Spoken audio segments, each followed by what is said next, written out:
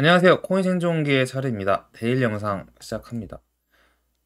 보시다시피 지금 Fear and Greed 인덱스가 아주 Extreme Fear, 그러니까 극도의 공포로 다시 접어들었어요.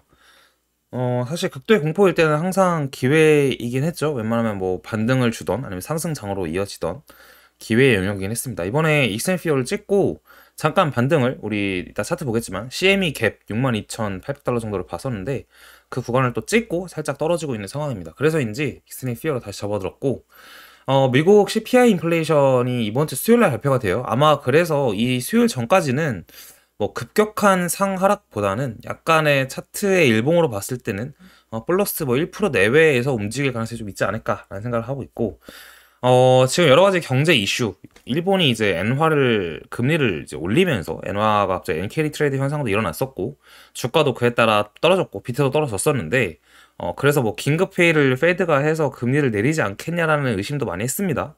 그 말은 즉슨 결국 9월로 가서 우리가 그 금리 결정을 할 때는 무조건 인하를 하는데 생각보다 인하를 많이 할 수도 있겠다라는 생각을 할 수 있을 것 같아요. 뭐 0.5가 될 수도 있다라는 건데 원래 0.25를 거의 100% 확률로 선택이 봤다면 이번 주가 하락으로 인해서 긴급회의로 인한 0.5까지 봤으니까 아마 이번 CPI가 분명히 좀 어쨌든 9월에 금리를 내리는 쪽으로 가기 위해서는 예상치보다 하회할 거고 그럼 시장은 좀 오르지 않을까. 그래서 쉽게 말하면 이번 주 비트코인의 변동은 수요일 날에 좀 오지 않을까라는 생각이 들고 그래서 CPI 발표가 조금 이번에는 이제 원래는 뭐 요새는 점점 안 중요한 것 같아요라고 했는데 조금 중요하게 봐야 될 이유가 CPI 결과에 따라서 이제 페드워치에서 9월달 금리를 점치잖아요. 이게 0.5를 내릴 건지 0.25를 내릴 건지 예측을 하잖아요, 기관들이.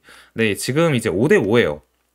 정확히 말하면 0.5가 4.5%, 4.5이고 0.25% 내린다는 게 55%의 확률이니까 약간은 반반은 아니지만 어쨌든 CPI 인플레이션 데이터 이후에 이제 뭐 0.5를 내리는 확률이 더 높아지면 시장에는 반응이 있겠죠, 분명히.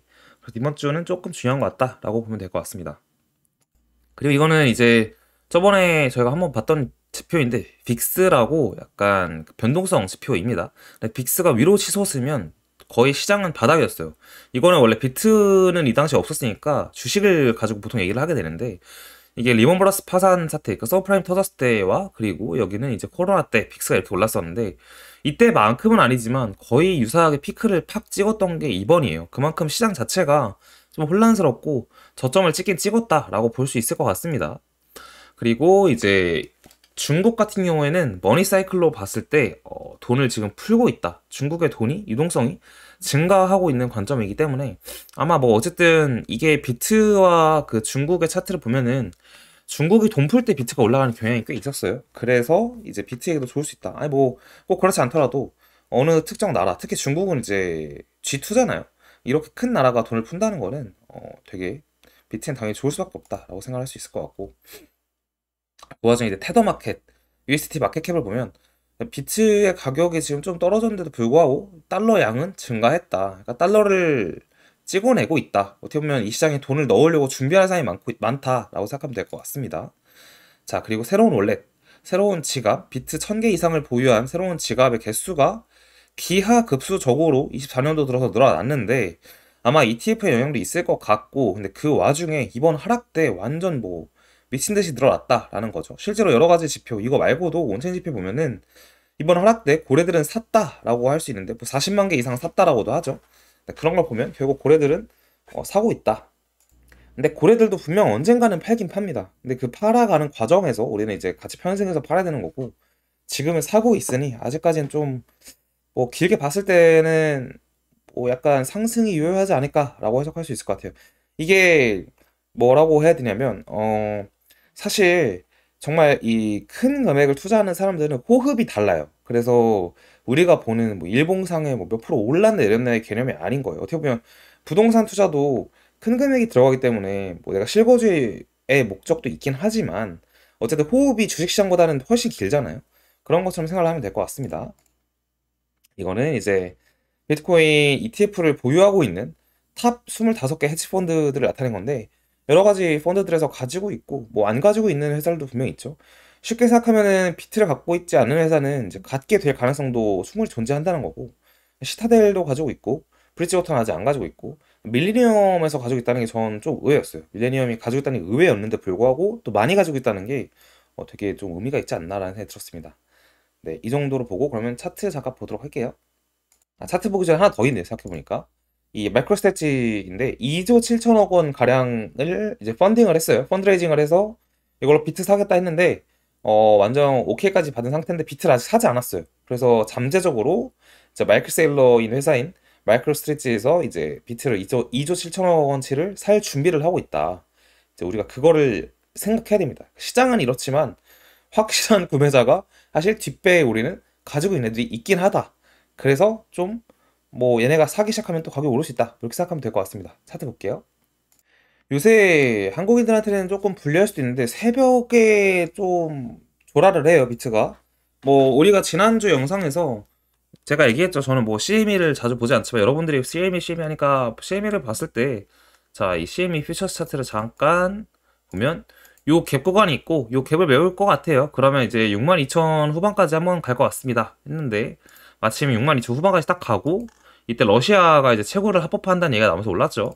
그러고 다시 슬금슬금 떨어져서 사실 저는 이제 주봉으로 보면 지난주가 이렇게 마감해도 좋습니다. 이렇게 마감해도 괜찮아요. 라고 얘기하고 양봉 마감하면 대박인 거예요. 라고 얘기했는데 결국 그냥 양봉 도지 캔들로 살짝 좋습니다 정도로 마감을 했습니다.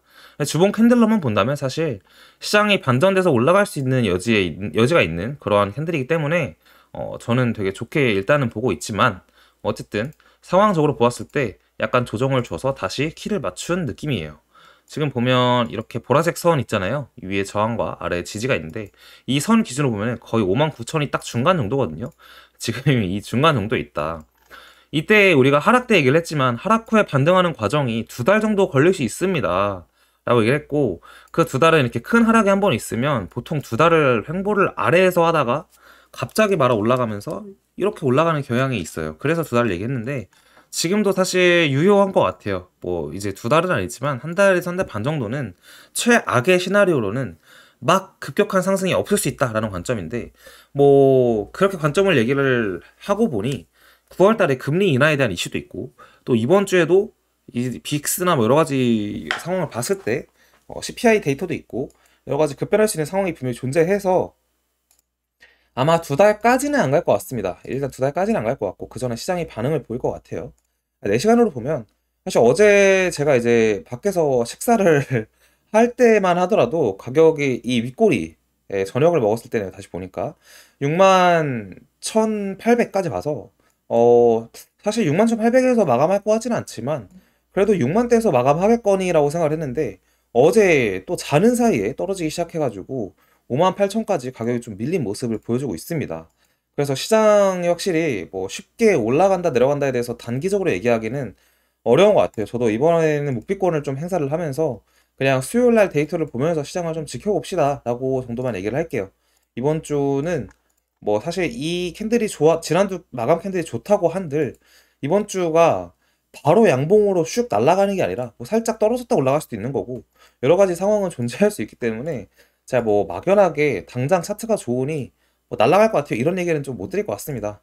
그래서 조금 기다려 보는 게 좋겠다라는 생각을 하고 있고 8월 시작과 함께 사실 비트가 떨어졌었기 때문에 아직 8월이 마감이 지금 12일이니까 18일 정도 남았어요. 그래서 또 지난번에 62,000대면은 거의 이 캔들이 양봉이 될 수 있는 만큼의 캔들이었거든요. 앞으로 18일 동안 어떤 변동이 생겨서 이 캔들이 양봉이 된다면 또 몰라요. 이 8월에 월봉이 양봉으로 마감을 한다? 그러면 정말 또 다른 세상이거든요. 그럼 9월은 정말 좋을 수 있어요. 그래서 이번 달은 여러모로 변동이 많을 거고 시장 자체가 좀 혼란이 있을 것 같다. 이렇게 말씀을 드리고 싶습니다. 이럴 때 제일 좋은 건 뭐 저점에 샀으면 눈 딱 감고 안 보는 게 제일 좋고요. 위에서 샀으면 불안한 마음을 가지면 사실 매일 볼 수밖에 없는 상황인 거죠. 근데 결국 이 끝은 월봉상의 끝은 사실 좋지 않을까라는 생각을 하고는 있습니다. 주봉도 사실 이게 좋은 캔들이었기 때문에 양봉의 거래량도 많이 터진 캔들이라 되게 유의미한 캔들로 저는 해석을 하고 있습니다. 그래서 이번 주는 수요일 전까지는 딱히 뭐가 없을 수 있다. 이 정도에서 살짝 횡보면서 6만 정도까지 올려놓으면 좋은 거고 올려놓지 않아도 CPI 데이터에 따라서 변동이 있을 수 있을 것 같다. 사실 CPI는 예상치보다 하회할 거라고 생각을 합니다. 그래서 시장에 좋지 않을까라는 생각을 저는 개인적으로 하고 있어요. 이 정도로 오늘은 전달 드리고 마무리하도록 할게요.